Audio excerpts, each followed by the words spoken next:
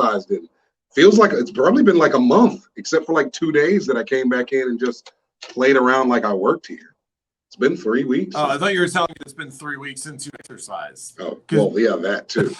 Trust me. You've been staying in a hotel. There's no excuse when you've got a few days business trip. You're in a hotel because there's a gym. You're right. Built in. It's not even a gym. It's a health center. Oh, even and it better. was right there, and it was waiting for me. It was calling me, and I was told. Hello, this is the gym. No, I answered the beef brisket call instead.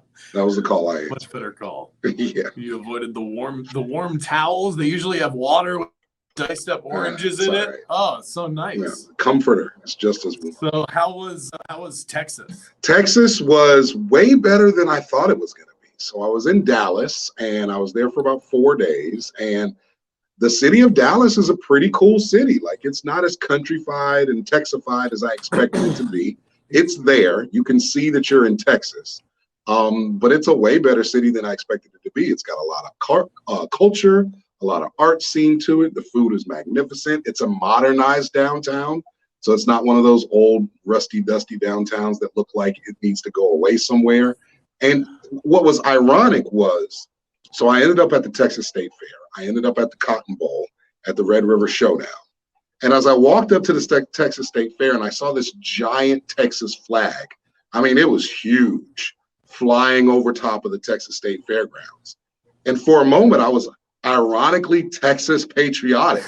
I was like, that's a nice freaking flag. I was like, I'm in freaking Texas. And then I was like, wait a minute, homie, you're in Texas. You about to buy a cowboy hat? Yeah, it almost hooked me in just a little bit. Get a Troy Aikman jersey or something like that? Which, by the way, they are for sale everywhere in Dallas. I could not turn a corner. Cowboys are pretty popular there. Yeah, I couldn't turn a corner without seeing somewhere that I could buy a Troy Aikman jersey. Any Luka Doncic billboards or anything like that? Not one. Well, come on, you got to. Not a single one. So after everything that we witnessed this weekend, as if it wasn't enough, we still have Monday Night Football tonight. Yes, sir. Ravens Colts. Stefan's very excited about that. We have a Major League Baseball game that's wrapping up right now, I believe. Still so weird to me to have playoff games in the daytime. Yeah, like I appreciate it as a sports fan. Which, by the way, we have ESPN, and we need to get yeah, we need to turn that on our TV over here. 3-0. The Braves are leading the Brewers right now. We still have 3 more baseball games to go, including the Rays and the Red Sox. And after the drama of last night, the Rays are ready to get back out there and tie up this series 2-2. So after all of this, honestly, I'll take it.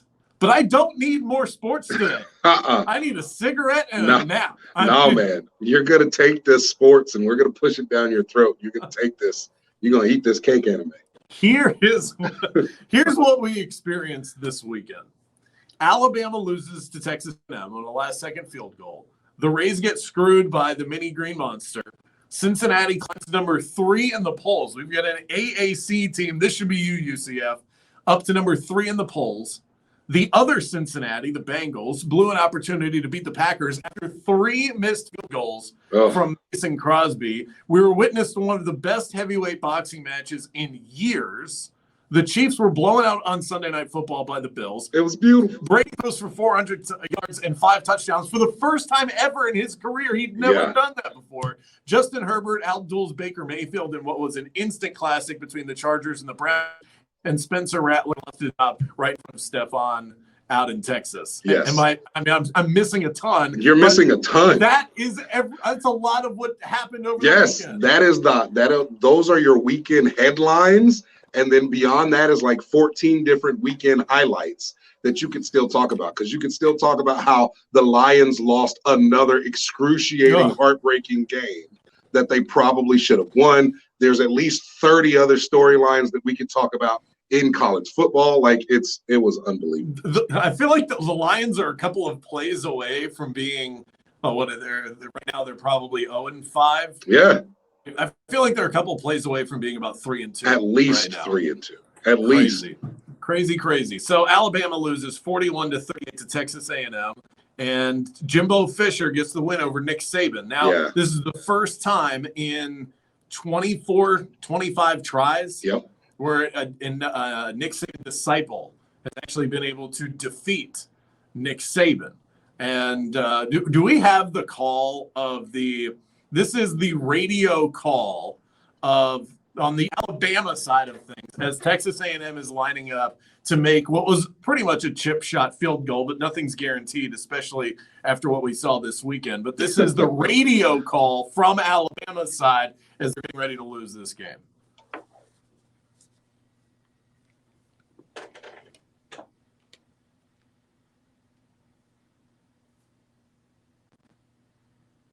And chooses not to call it.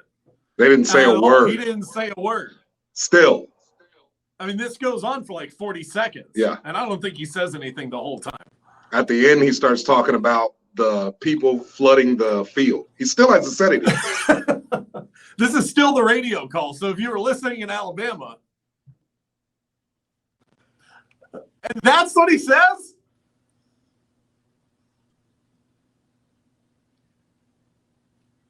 That's the answer. You know what? There's some arrogance to that. Don't get me wrong. The Alabama play-by-play guy chooses not to call the final kick, allows the roar of the crowd to be what you hear through the radio, and then when he does pop his mic again, decides to tell you how much Texas A&M fans are going to get fined. But in listening to it, when you read the headline, it looks like something that, it's Alabama, arrogance, we think we're better than you, I'm not accepting this loss.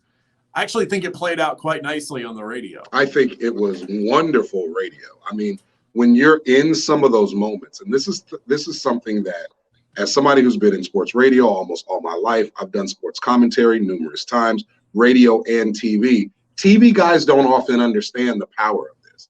The ones at the very tippy top, the Marv Alberts, those guys, they get it. But some of them don't understand the power of just sitting in the moment and letting the moment speak on behalf of you, the commentator.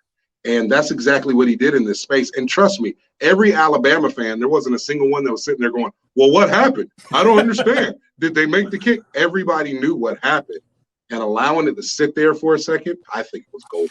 Especially when you're the away team and you're losing, that sort of emotion, that's the type of silence that I'm sure was across the nation of Alabama fans as they were rolling Tide quietly at the end of Saturday night. Now, you and I were talking before the show, and you think that this is a shining example of everything that you've been saying for weeks and maybe even longer. Oh, it's been my life. I've been beating this horse for a long time. This poor horse. That the SEC is overrated. Yes. I actually think this proves the opposite. Of course you do, because you've bought into the SEC bias. And everybody who buys into the SEC bias believes that whenever somebody who's strong in the SEC gets beaten, it's proof that the SEC is strong. But whenever somebody who's strong in another conference gets beaten, it's proof that that conference isn't strong because that team wasn't strong. Why is it different for the SEC? There are more good teams in the SEC than there are in other conferences, and the best teams in the SEC are the best teams in college football. I will give you that one.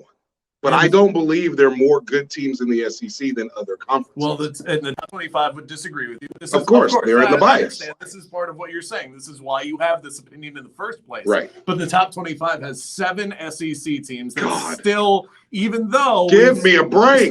We've seen all these losses. There have been more losses to top 25 teams pretty much ever since you date back to the 1930s. So it's been a long time since we've seen this many top 25 teams lose, yet it's still benefiting the SEC because they have 7 teams in the top 25. They have 4 teams in the top 15. And Alabama, to somewhat your point, they dropped from number 1 to number 5. They've got a loss. Teams behind them in the Big Ten also have a loss. Ohio State and Penn State, except you wouldn't even have to make the argument. It is just simply college football fact, which has a level of subjectivity to it. Ohio State lost to Oregon. Oregon, from our eyes, is a better team than Texas A&M. Yes. Penn State had their quarterback get hurt in the middle of the game and lost to Iowa, who's number 2 in the country, and both of those teams are ranked behind Alabama. Is there an Alabama bias? Yes. Is there an SEC bias? A little bit, but I think it's warranted because that conference is that good. I mean, Kentucky's undefeated right now. But why do you think that conference is that good when you look at who these teams have beat. Kentucky has beat nobody. Florida. Just like we saw Arkansas had beaten nobody. And Ole Miss had beaten nobody until they started beating each other. Then all of a sudden, oh, you beat somebody great. Well, the person who was great that you beat had only beat Southern East Alabama girls lacrosse team.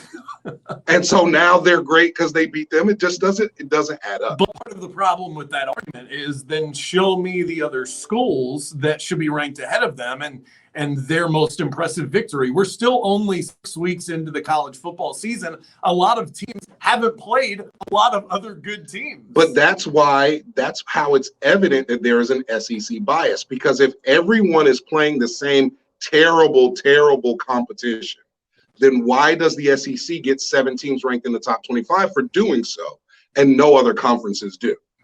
You can't tell me, and this is one of the arguments that I was making last week, you can't tell me that teams like Michigan State, teams like Wisconsin, teams like, if you're using the Kentucky argument, right, based on their schedule, right, they are Wake Forest based on their schedule. Why is everybody so convinced that they're such a powerhouse just because they're in the SEC? Yeah, and right now they're 5 spots apart from one another in the ranking. Kentucky in the AP 25 is 11. Wake Forest is 16. I think the SEC has sort of earned that over the years, that top to bottom, they're stronger. But that's my biggest problem with the SEC bias, is I don't think they've earned it over the years. I think their bias has been solidified over the years. Because if you look over the years, when you put, bars to bars against these SEC teams, it comes out about 500. They win half, they lose half when they're actually going against quality competition from other conferences. The only people that doesn't happen with, and I always say, you get Alabama, who's the best, and I will definitely say Alabama has always been the best. Then you get whoever that second SEC team, rotate Auburn, Georgia, LSU, Florida. Whoever that second team is that can get into the top 5, probably get into the college football playoff. And everybody in the SEC is just like everybody else in every other. But you just nailed it. When we're splitting hairs in rankings where it's all just subjective anyway, then it becomes somewhat of a mathematical equation where if Georgia beat you and then a team in the SEC plays against the team that had a loss to Georgia, then you almost get some sort of like transitive property. But the teams that have beat Notre Dame in the past, the teams that have beat Clemson in the past, the teams that have beat Ohio State in the past, the teams that have beat these other strong teams, Oregons and USC's, they don't get that same benefit. Why does the SEC get Notre Dame?